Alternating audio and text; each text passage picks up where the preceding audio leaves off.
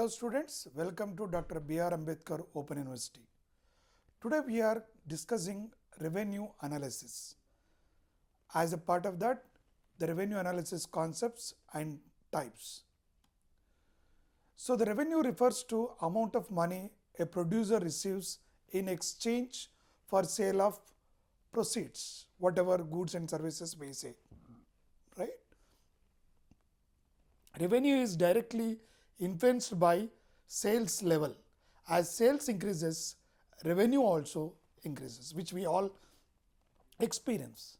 In a day-to-day life, the revenue, how people try to maximize its revenue, which we can sense and we can observe. So the way we talked about cost curves for various types of costs, similarly, the revenue also very important to understand. The total revenue, the first concept is about the total revenue, that is known TR. TR equal to P into Q. What is P stands for price, Q stands for quantity. Total income from sale of goods, which is the total revenue. For example, if you have 1000 units of some commodities at the rate of 50 rupees, if you sell it, how much you will get it? 50,000 rupees. That is the total revenue. We are not saying profit. Don't get confused with the revenue and a profit. We are only talking about the total revenue. The total revenue, which is the price divided by, multiplied by the quantity. So that is where 1000 units into 50 is equal to 50,000 rupees or 50,000 as a total revenue. Increases with the sales, right? Whenever if the sales are increased to 2000 units, then it will be a 1 lakh, right? So that's where it can rise at dimensioning rate, reaches maximum, then falls. What is that meaning? The total revenues also, it will not continue to increase. At some point of time it reaches, then slowly your total revenue declines, maximizes, then your revenue also falls. This we can see when firm is expanding, which can be, one can see that. What is average revenue? The total revenue TR is very simple, that your price multiplied by the quantity, you will get it. Average revenue is equal to total revenue divided by the quantity, which is equivalent to price. TR by divided by Q. So revenue per unit of commodities sold. You are getting there, we talked about total. So now we are talking about what is the revenue of each unit which we sold. Suppose you don't know, you have information only about total revenue, how many units you sold it, but you don't know what is the price of each unit, then this is the where we have to apply. AR always equals to price of the commodity. Please remember this fundamental principle. Average revenue is always equals to price of the commodity.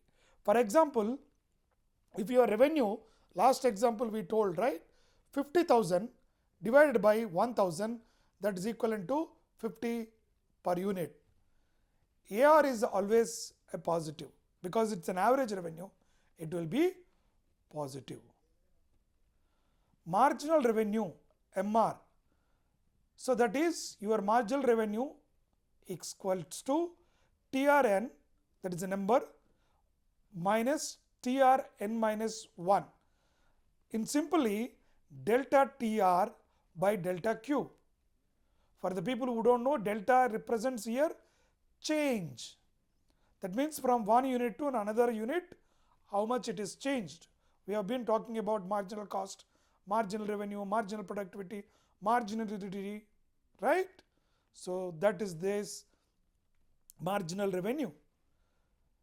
Example, fourth unit, when TR goes from 15 to 16, your marginal revenue is 1 rupee. Why? That additional revenue. We are only talking about the additional revenue by selling the additional unit. How much revenue you are getting is the marginal revenue. That's the reason we say MR can be positive, 0 or negative also.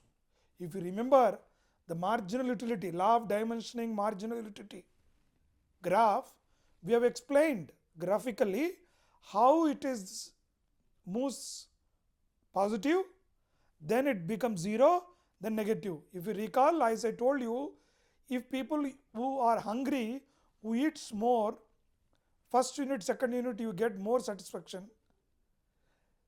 Third, fourth, your may not be big difference whether you eat it or not, but still you might have consumed because your friends are offered. And fifth unit, when you consume, if you vomit, that become a negative. So that's where it is trying to tell you the same, the logic which you can borrow from there to here. So here in the perfect computation, we have discussed about the markets also, right? So in simply how under the revenues under the perfect computation market, single market price, firm is price taker. If you recall all that we have discussed, all units sold at same price. That's the reason price equals to AR equals to MR. While studying the markets, though we have discussed theoretically in a textbook which is very clearly given about how and why this been, because simply your average price, since it is a perfect computation, prices cannot be an abnormal, so then hence is pure P equal to AR equal to MR. So this is the table is very clear for you how to calculate.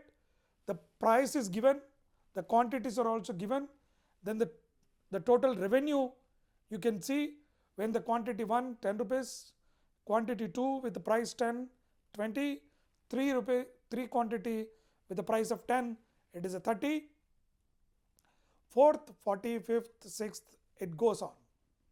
What is the average revenue? From each unit you sell it, what is that average revenue? It is the AR is the 10. If you see the total revenue from first unit to second unit to third unit, the difference is 10, 20, 30, 40, 50, 60, which is very clear.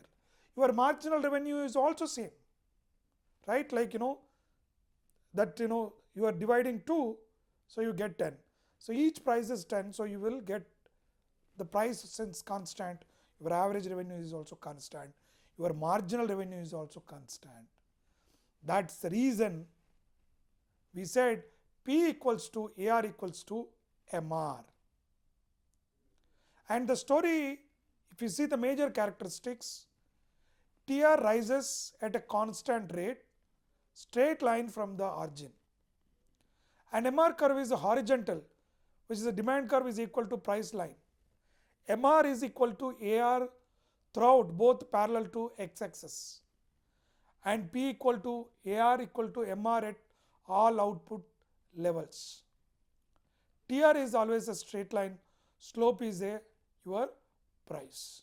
So when you look at this, we have taken one market, you to understand how this TR, MR, ARs which are there, and I would suggest students to use this same logic and try to apply to the monopolistic competition, monopoly market, oligopoly market, where you can understand easily.